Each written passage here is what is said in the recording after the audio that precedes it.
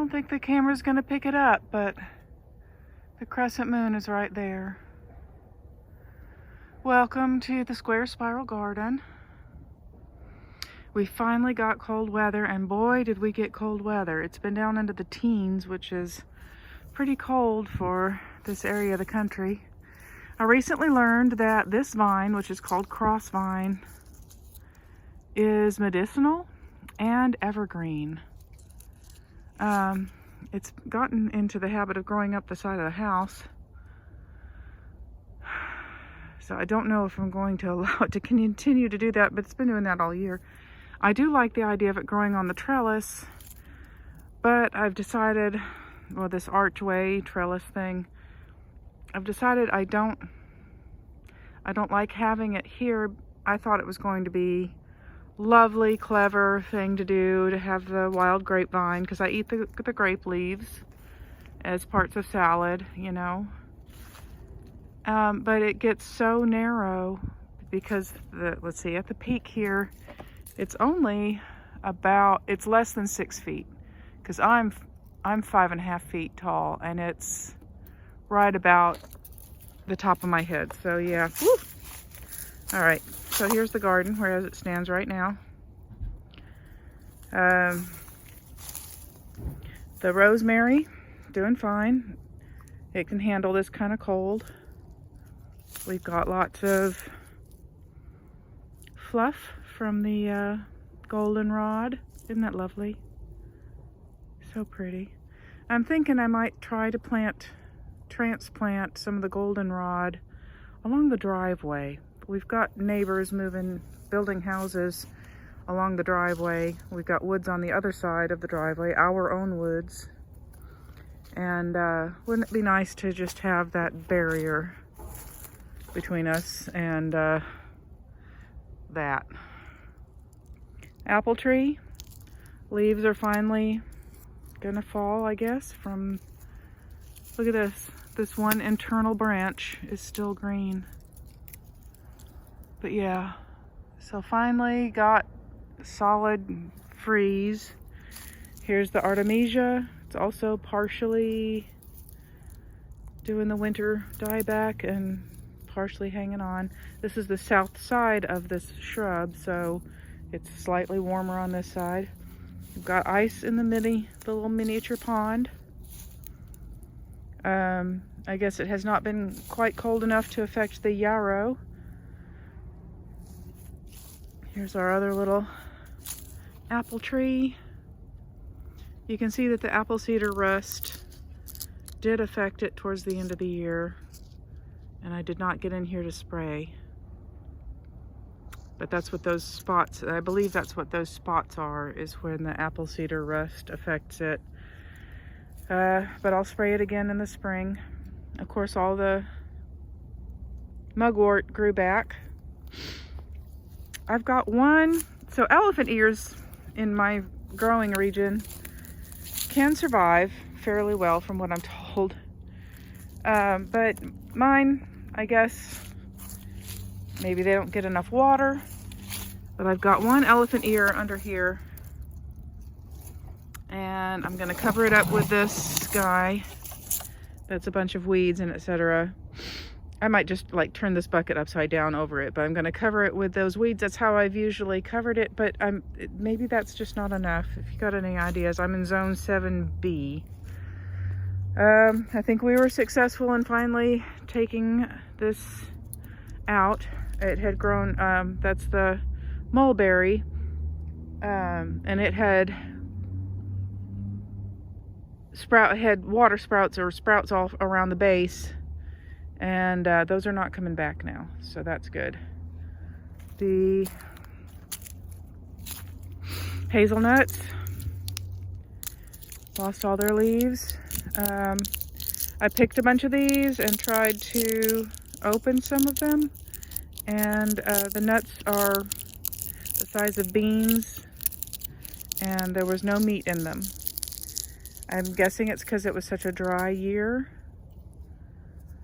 We got catkins, so we'll get nuts again next year. I'm kind of looking at this shrub and seeing how it fights with itself. for instance, right here, if I can get the camera in, where this is rubbing, I should take out this branch. I should cut that. So I might try to prune this year, this winter, now that's finally, we've got some winter weather. The garlic, the green's garlic. I don't harvest the bulbs on these, I just eat the leaves. Doing okay. Here's the cosmos, all gone to seed. I've been kind of knocking these down with my feet, just stepping on them to get them out of my way. Still have a few leaves on the elderberry. I'm guessing these are going to fall before long.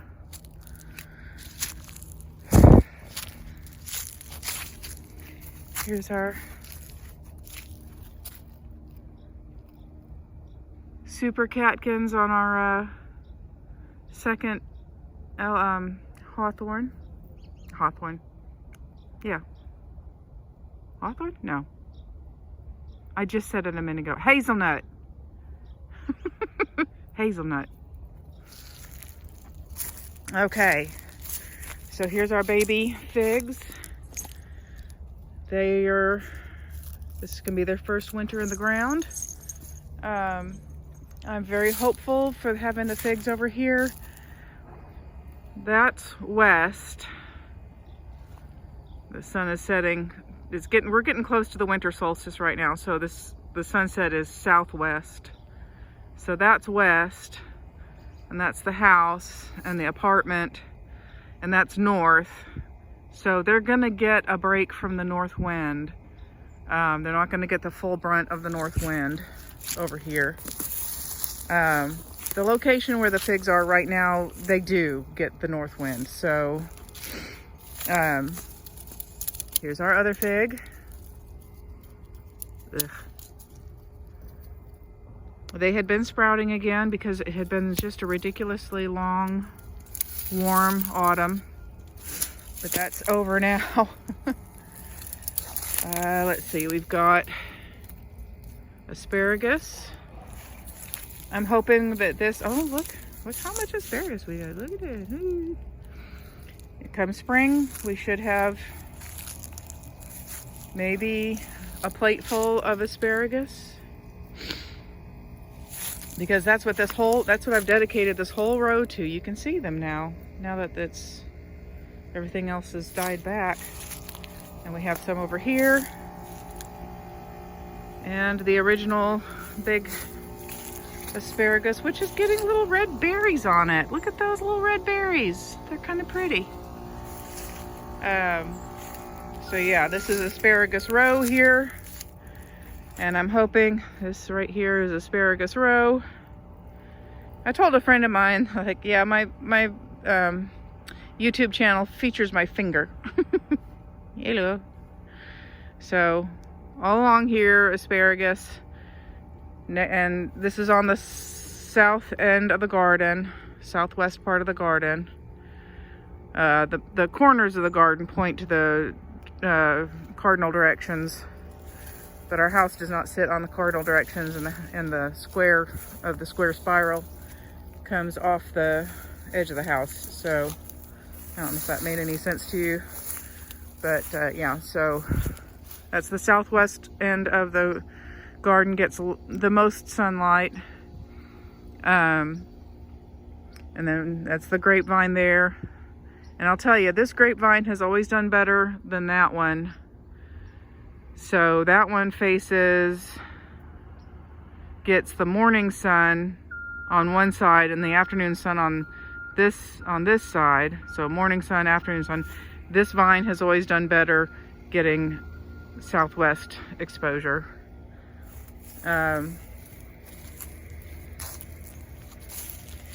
Nothing I planted here has thrived, but look at this. I think I will keep this guy. This is a native wild passion flower, also known as maypop. I'm gonna just let that guy grow. The first couple of years that I had this garden, the garden was freaking covered in maypop vines. We had the most glorious summer one year where the entire place was covered in Gulf fritillary caterpillars and butterflies. Now they always come back, but not like they did that one year where it was just insane. And then the maypops all died. So I guess they only lived 2 or 3 years.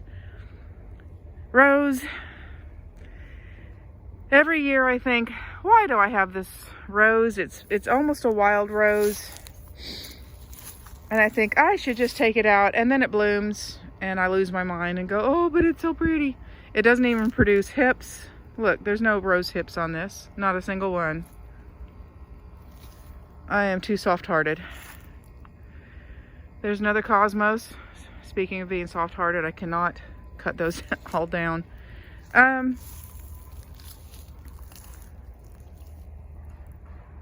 So the tomatoes are gone.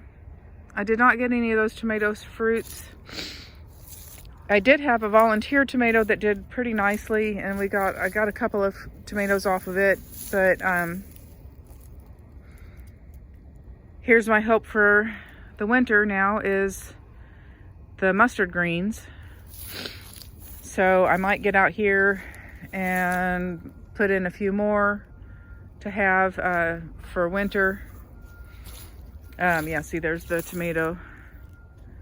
I have also, here's more of the garlic greens. I can't remember if the garlic greens thrived in winter or not. But it looks like I've got cilantro coming up over here as well. Cilantro is a winter herb. Excuse me. Oh yeah, that's tasty. Oh, okay, the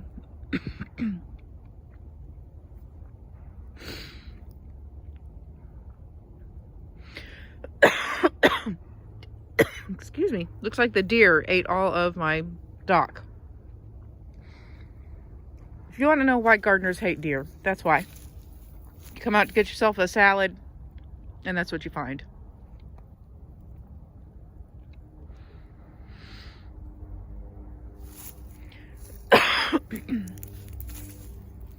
So that right there is woad. I'd forgotten about it because it was such a small plant for such a long time. And then suddenly I come out and look, and it's like, oh my goodness, the woad has very much succeeded. And look at that, there's a little tiny oak tree right next to it. I wonder if I can transplant that. Oaks have taproots. That doesn't transplant well, but I might try anyway. So yeah, my other garlic greens, which they're more protected here, but they get shade when things grow up this. So that's been my most successful patch right there. I've tried to use these to grow as a frame for climbing vines, and nothing I've ever planted over here has succeeded. Nothing that climbs has succeeded. Just the greens. So I might take those out. See, the crossvine, it does love growing up the house. And really good to learn that it's medicinal. Here's our Maximilian sunflowers. I have a couple friends at work who are interested in some of this to root for themselves. And of course it's over by the house as well. All right, since I just swung you around, let's just take one look at the garden.